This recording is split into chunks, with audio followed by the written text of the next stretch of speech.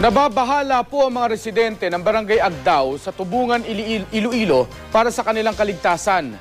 Nito kasing Lunes, nagkabakbakan sa kanilang lugar ang militar at mga hinihinalang miyembro ng New People's Army. Pinaghahanap pa rin ng militar ang mga nakasagupa. Makibalita tayo kay Enrico Sorita Jr. ng GMA Iloilo. Balot pa rin ang takot ang mga residente ng Barangay Agdao sa Tubungan, Iloilo. 2 araw matapos magkabakbakan ang militar at hinihinalang New People's Army. Karamihan sa mga residente hindi raw makatulog sa takot na baka maulit ang insidente noong Lunes. Ang taxi, may nakita ako isa ka-army, damo na dugo sa ulo.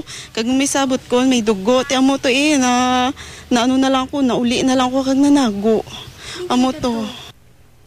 Nakauwi na ang 62 taong gulang na si Aling Pilita na tinamaan ng ligaw na bala sa kanyang braso. Pakiusap ng kanyang mga kaanak. Dapat ang anuhan na lang nila nga hindi lang na nila pag umiron ang wala blasing sala. Tapos tani hindi na lang sa publiko para nga wala sing madamay nga mga tao. Sa pagpapatuloy ng pagtugi sa mga umano'y rebelde, nagsagawa ng aerial reconnaissance ang Philippine Air Force at Philippine Army. Inikot nila ang Southern Iloilo at ilang bahagi ng Antique para manmanan ang mga posibleng kuta raw ng NPA, pero bigo ang mga sundalo na matunton ang mga target.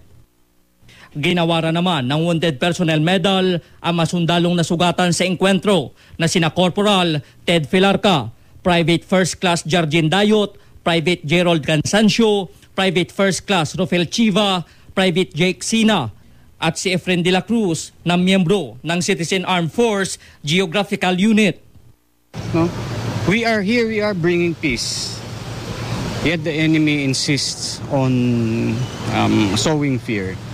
But we will continue to reach out and talk to them. Ang labi ng napatay ng miyembro umano ng NPA na si Samuel Laureano alias Karine na natili sa isang punerarya dahil wala pa ring umakong kamag-anak nito. Enrico Sorita Jr., Nagbabalita, Pilipinas.